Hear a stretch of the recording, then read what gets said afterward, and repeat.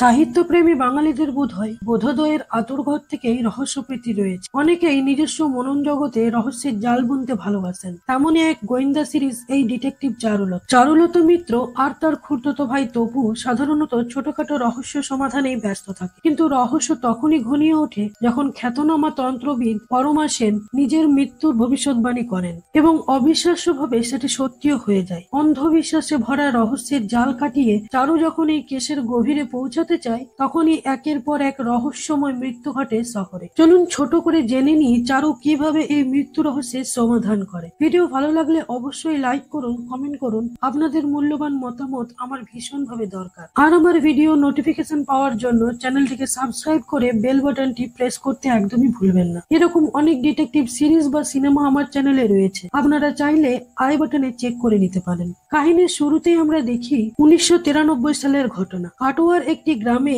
একজন তান্ত্রিক গ্রামবাসীর অন্ধবিশ্বাসের সুযোগ নিয়ে একটি বাচ্চা মেয়েকে পুড়িয়ে মারল। সবাই উল্লাসিত হয়ে ওই বাচ্চা মেয়েটিকে অগ্নিদগ্ধ হয়ে মরতে দেখলো, কিন্তু কেউ টুই শব্দটিও করলো না। সেখানে মেয়েটির ছোট ভাইটিও দাঁড়িয়েছিল, কিন্তু ও কিছুই করতে পারলো না। ওই তান্ত্রিকের বিরুদ্ধে সেই ভাইটি পুলিশের কাছে তার লিখিত অভিযোগ জানাতে এলে সেখানে কর্মরত পুলিশ অফিসারটি সেই কাগজটি হাসতে হাসতে ছিঁড়ে ফেলে দিলেন। এবার ফিরে আসি 2024 সালের ঘটনায়, যেখানে আমরা দেখি অর্গান ট্রাফিকিং এর একটা দল জোড়াপুকুর মর্গ থেকে বডি চুরি করতে এসেছে, যার নেপথ্যে রয়েছে রাহুল গোড়ে। এখন সেই খবর পেয়ে চারু ওই বডিগুলির মধ্যেই লুকিয়ে শুয়েছিল। লোকগুলো বডি চুরি করতে গিয়ে চারুর সাথে হাতাহাতি। এখানে চারুকে দেখেই বোঝা যায় যে ও বেশ ট্রেন্ড ফাইটার, কেননা একাই চারু সবকটাকে কুপকাট করে ফেলে। ওদিকে চারুর কাকা ভীষণ টেনশন করছে। এত রাতে চারু একজন একা মেয়ে হয়ে কোথায় যে গেছে তাও জানেন না তিনি। চারুর কাকিমাকে কিন্তু বেশ নিশ্চিন্তই দেখছে। ওদিকে চারু কলকাতা পুলিশ অফিসার সিধুদিকে ফোন করে ঘটনাস্থলে আসতে বলল। সেও বেশ বকা দিল চারু এই একাই ডেঞ্জার পরিস্থিতির মধ্যে যাওয়ার জন্য।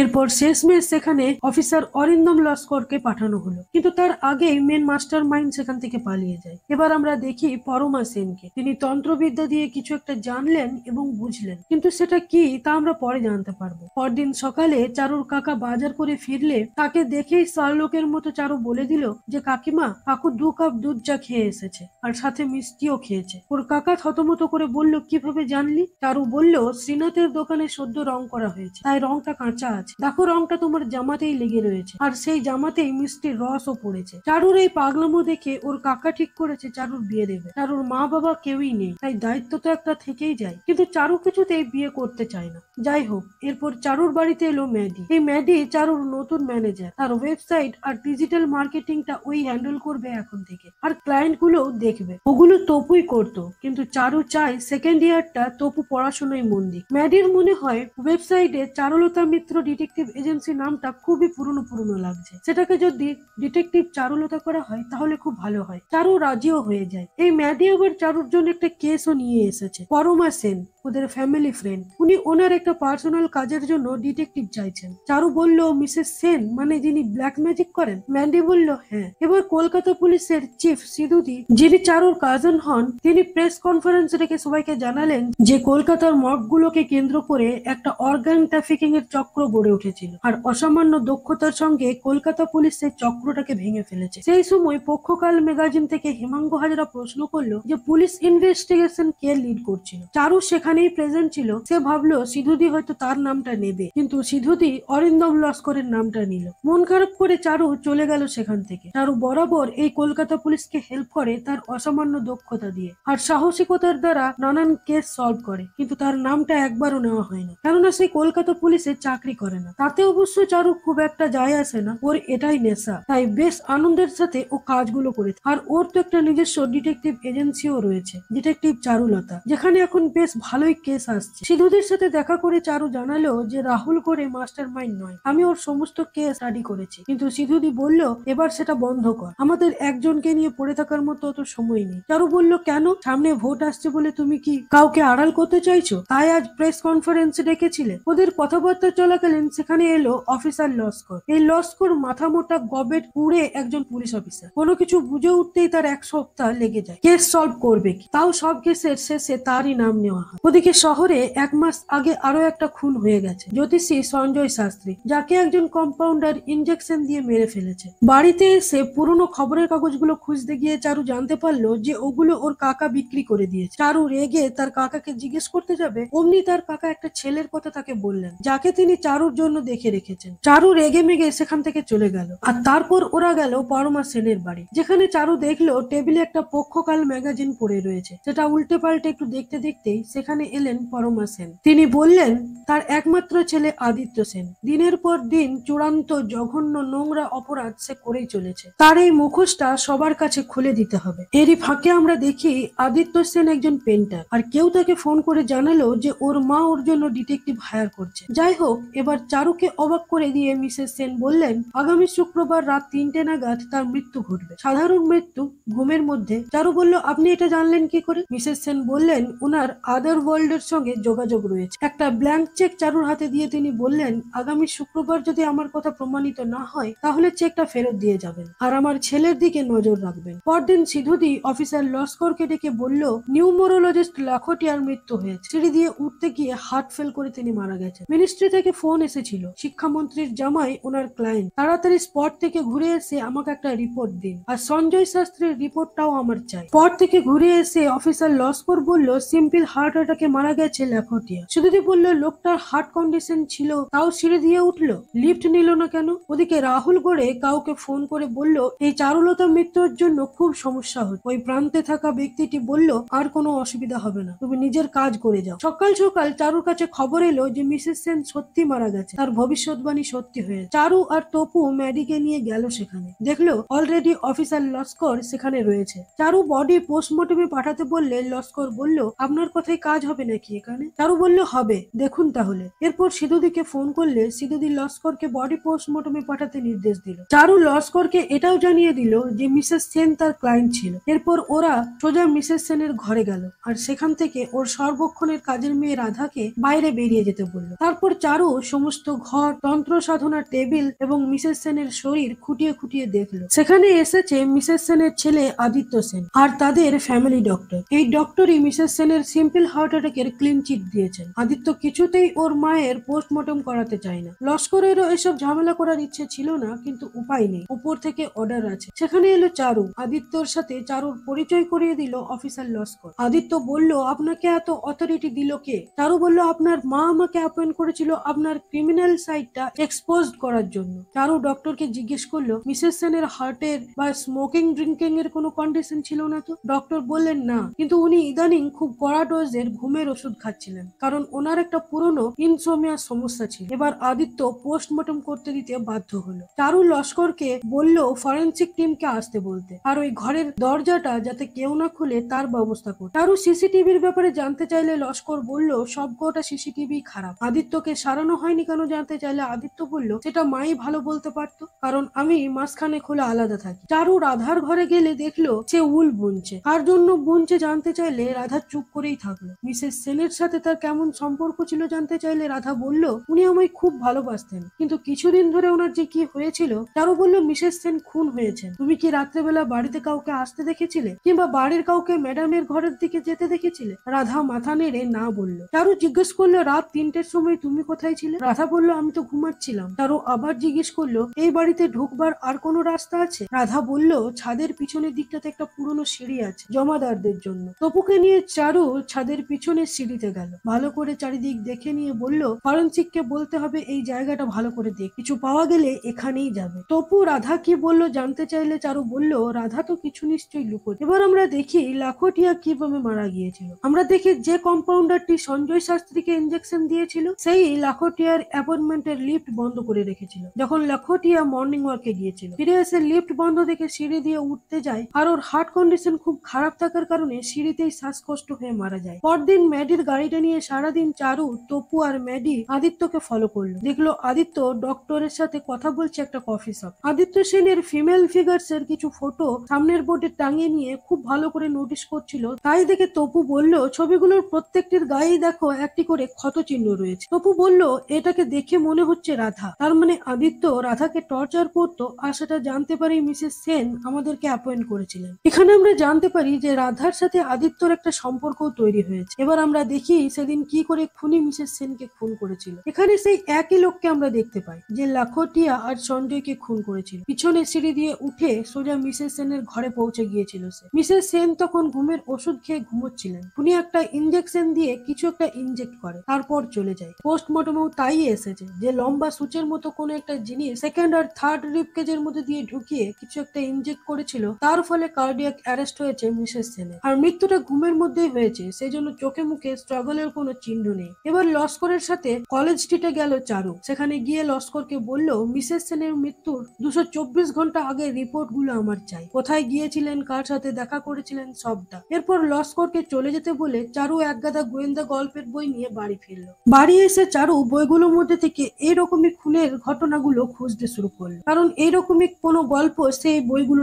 পড়েছে। তপু এলে তাকেও খুঁজতে বসালো চারু। লস্করকে ফোন করে লাখোটিয়া আর সঞ্জয় শাস্ত্রীর কেস ফাইলটা পাঠাতে বলল। লস্কর সেটা পাঠিয়ে দিল চারুর মোবাইলে। তা দেখে চারুর মুখে একটা চওড়া হাসি ফুটে উঠলো। চারু সিধুদির কাছে গিয়ে বলল, খুনি গোয়েন্দা গল্পের করা খুনগুলোকে কপি করছে, যেমন সাইকেলের স্পোক, বন মানুষের হাড়, ইন্দ্রনাথ রুদ্র গোয়েন্দা, অদৃশ বর্মনের লেখা। ও আগেও খুন করেছে, আর ওকে না ধরলে ও আরো খুন করবে। আদিত্য সেনের কাছে গেলে আদিত্য বলল, যে আপনাদের অ্যাপয়েন্ট করেছিল সে তো আর নেই, ফালতু আমাদের হ্যারাস করছেন কেন? চারু বলল, কারণ আপনার অ্যালিবাই যথেষ্ট স্ট্রং। মিসেস সেন আপনাকে শুধু বাড়ি থেকেই বার করেননি, উনি ওনার উইল চেঞ্জ করার জন্য মারা যাবার আগের দিন লয়ারকে ফোন করেছিলেন। 2 নাম্বার, আপনি বলছেন আপনি বাড়িতে ছিলেন, কিন্তু আপনার দারোয়ান বলছে আপনি বেরিয়েছিলেন। 3 নাম্বার, ফরেনসিক ডিপার্টমেন্ট পিছনের সিঁড়ি থেকে যে জুতোর ছাপগুলো পেয়েছে তার নাম্বার হচ্ছে 10, আর আপনারও তাই। আর আপনি তো আপনার আর্ট গ্যালারিটা বেচে টাকা তুলেছিলেন পাওনাদারদের দেওয়ার জন্য। আদিত্য বলল, এগুলো সবই তো আপনার অ্যাজাম্পশন, আগে প্রমাণ আনুন, তারপর কথা বলবে। চারু বলল,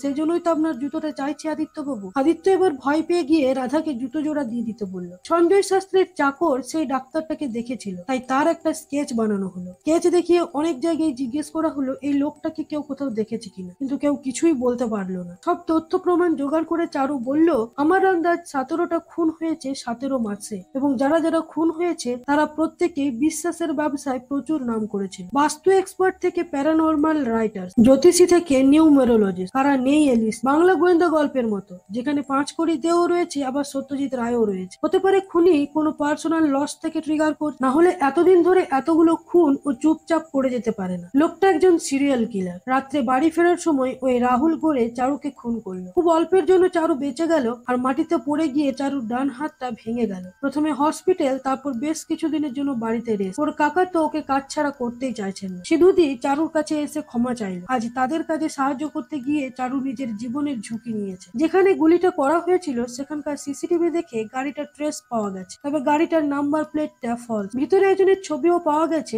যদিও সেটা স্পষ্ট নয়, তবুও শিওর যে ওটা রাহুল গোরে। চারু বলল, ওর ওপরেও কোনো একজন বস আছে। রাহুল গোরের সম্পর্কে আরো খোঁজ খবর নেওয়া হলো, এবং অনেক জায়গায় সিসিটিভি থেকে সেই লোকটাকে দেখা গেল যে খুনগুলো করছে। সকাল সকাল লস্কর চারুর বাড়িতে এসে বলল যে এটা ভুতুড়ে কেস ম্যাডাম, আমাদের কাটোয়া যেতে হবে। আমরা ওখানে স্কেচটা পাঠিয়েছিলাম, ওখানকার লোকাল থানা আইডেন্টিফিকেশন করে বলেছে লোকটার নাম ভবানন্দ, আর লোকটা 25 বছর আগে মরে গেছে। কাটোয়া পৌঁছে ওরা প্রথমে সেখানকার লোকজনদের সঙ্গে কথাবার্তা বলল, তারপর গেল একটা মন্দিরে। ভবানন্দ এই মন্দিরেই থাক। সেখানে ছিল লোকাল থানার ওসি অম্লান মাইতি। চারু বলল, আপনি শিওর লোকটা ভবানন্দ? অম্লান মাইতি বলল, একদম। লোকে তো ভগবান বলে মানতো ওনাকে, ওনাকে চিনবো না? ঝাড়ফোঁক, টুকটাক, ডাইনি তাড়ানো সব ওনার কাছে জল ভাত ছিল। এখানে তো নরবলিও হতো এক সময়। ওনার মৃত্যুটাও বেশ রহস্যময় ভাবেই হয়েছিল। হঠাৎ একদিন সকালে ওনার মৃতদেহটা এখানেই পাওয়া যায়। লোকে বলে কোনো এক বন্দি পিশাচ মুক্তি পেয়ে এই ঘটনাটি ঘটিয়েছে। সেখানে লোকেদের ভিড়ে থাকে একজন পক্ষকাল ম্যাগাজিনের রিপোর্টার হেমাঙ্গ হাজরাকে ফোন করে বলল,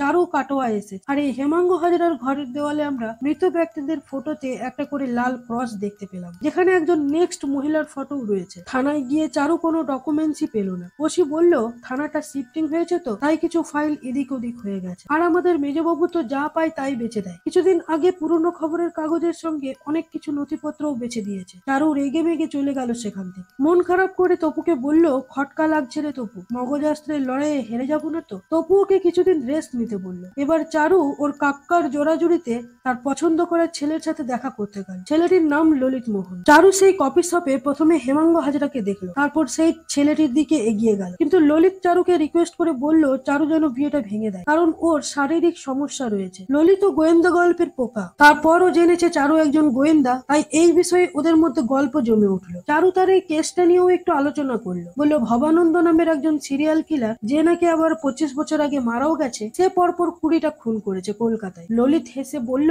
আচ্ছা এই ভবানন্দ আবার হাজরা নয় তো? মানে সোনার কেল্লায় যেমন আসল হাজরাকে সরিয়ে তার জায়গা নিয়েছিল ভবানন্দ, এখানে তার উল্টোটা হয়নি তো? এই কথা শুনে চারুর মাথার সমস্ত জট খুলে গেল। ও ম্যাডিকে ফোন করে বলল, মিসেস সেনের একটা ইন্টারভিউ বেরিয়েছিল পক্ষকাল ম্যাগাজিনে, আমায় এক্ষুনি চেক করে জানাও যে ওর ইন্টারভিউটা নিয়েছিল তার নাম হাজরা, আর লাখোটিয়া আর সঞ্জয় শাস্ত্রীর ইন্টারভিউ কি এই হাজরাই নিয়েছিল সেটাও জানাও। এরপর চারুর মনে পড়লো সেই প্রেস কনফারেন্সের দিন হেমাঙ্গ হাজরাও সেখানে ছিল। মিসেস সেনের বাড়িতেও পক্ষকাল ম্যাগাজিন ছিল আর সেখানেও হেমাঙ্গ হাজরার নাম ছিল। এরপর কাটোয়া থানায় ফোন করে চারু জিজ্ঞেস করলো, ভবানন্দর এগেনস্টে কে কমপ্লেন করেছিল? অম্লান বাবু বলল, হেমাঙ্গ হাজরা, আমাদের গ্রামের গর্ব, ওই তো আমাদের এখানে বিজ্ঞান চক্রটা চালাতো, এখন নাকি কলকাতায় গিয়ে সাংবাদিক হয়েছে। এই ভবানন্দই তো ওর দিদিকে পুড়িয়ে মেরেছিল। এবার আমরা জানতে পারি ভবানন্দ আসলে কি করে মরেছিল। সেই ছোট্ট হেমাঙ্গ থানায় ফোন করার পরও যখন কোনো কাজ হয়নি তখনও প্রচুর গোয়েন্দা গল্পের বই পড়তে শুরু করে, আর তারই আদলে খুন করে ভবানন্দকে। ভবানন্দ যখন পুজো করছিল তখন চুপি চুপি এসে ওর ম্যাচিসটা বদলে দিয়েছিল হেমাঙ্গ। তারপর বিড়ি খেতে গিয়ে সেই ম্যাচিসে থাকা বিষ থেকে ভবানন্দের মৃত্যু হয়। ম্যাডি চারুকে ফোন করে জানালো, তুমি ঠিকই বলেছো, সবকটা ইন্টারভিউ হেমাঙ্গ হাজরাই নিয়েছে। আর মিসেস সেনের পর হেমাঙ্গ হাজরা রিচা আগরওয়াল নামে একজন মহিলার ইন্টারভিউ নিয়েছিল। এবার একটা ট্যাক্সি ধরে চারু সোজা গেল রিচা আগরওয়ালের অ্যাড্রেসে, যেটা একটা হোটেল। চারু অফিসার লস্করকেও সেখানে যেতে বলল, কিন্তু চারু সেখানে পৌঁছানোর আগেই হেমাঙ্গ রিচা আগরওয়ালকে মেরেই ফেলেছে। হেমাঙ্গ ছদ্মবেশ ধরতে পটু, তাই চারুর সামনে দিয়ে বেরিয়ে গেলেও ও বুঝতে পারলো না। চারু রিচাকে বাঁচাতে না পারার জন্য নিজেকে দোষী মনে করছিল। হাজরার নিজস্ব কোনো বাড়ি ছিল না, সে ভাড়া বাড়িতে থাকতে পার্টিকুলার কোনো অ্যাড্রেস হেমাঙ্গ হাজরার পাওয়া যাবে না। ভবানন্দ ছদ্মবেশটাও ও ইচ্ছা করেই নিয়েছিল যাতে পুলিশ খোঁজ করলে ভবানন্দকে মৃত পায়। পোস্টমর্টমে জানা গেল রিচার ব্রেন হেমারেজ হয়েছে, খালি সিরিঞ্জ দিয়ে ব্লাডে এয়ার ভরে দিয়েছিল। এই খুনের পরিকল্পনাটাও মিতেন মাসির মারণ বাতাস থেকে কপি করা। ঠিক করে ঘুমোতে পারছিল না চারু। একজন খুনি তার চোখের সামনে দিয়ে খুন করে চলে গেল, ও কিছুই করতে পারলো না। এবার চারু সিধুদিকে একটা ফলস প্রেস কনফারেন্স করতে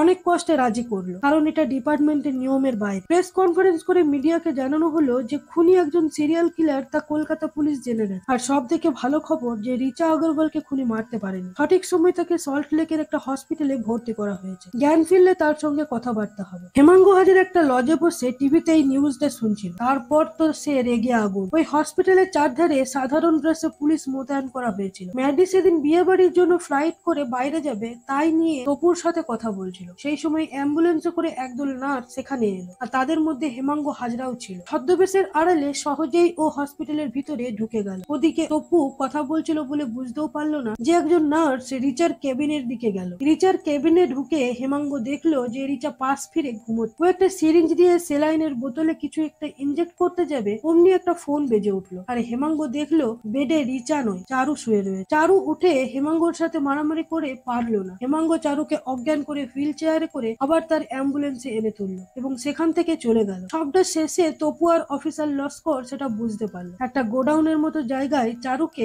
চেয়ারে বেঁধে রেখেছে হেমাঙ্গ হাজরা। তার জ্ঞান ফিরলে চারুর সারা শরীরে পেট্রোল ছড়িয়ে দিল হাজরা। চারুকে মারার উদ্দেশ্য তার ছিল না, কিন্তু চারু ওর কাজে প্রচন্ড ব্যাগডাদি, তাই ওকে মারতেই হবে। আগুন ধরাতে যাবে তখনই একটা গুলি এসে হেমাঙ্গর পায়ে লাগলো। আসলে এগুলো সবটাই চারুর প্ল্যান করা ছিল। ও হাতে একটা জিপিএস ট্র্যাকার ব্যান্ড পরে নিয়েছিল, তাই থেকে ট্র্যাক করে পুলিশ ঘটনাস্থলে পৌঁছে হেমাঙ্গ হাজরাকে অ্যারেস্ট করে পুলিশ কাস্টাডিতে নিয়ে যাওয়া হয়। আর এদিকে আমরা জানতে পারি আদিত্য রাধাকে বিয়ে করতে চলেছে, আর এই বিষয়টাই মেনে নিচ্ছিলেন না মিসেস সেন। যাই হোক, একটা হাই প্রোফাইল কেস এভাবেই চারু সলভ করে ফেলল। শুধু অধরা থেকে গেল রাহুল গোল আর তার বস, যেটা কে তা আমরা এখনো জানি না। হয়তো ডিটেকটিভ চারুলতার সেকেন্ড সিজনে সেটা আমরা জানতে পারবো। তো বন্ধুরা, আজকের ভিডিওটি এখানেই শেষ করছি। ভালো লাগলে অবশ্যই একটি লাইক আর কমেন্ট করে জানাবেন। ভালো থাকবেন, সুস্থ থাকবেন।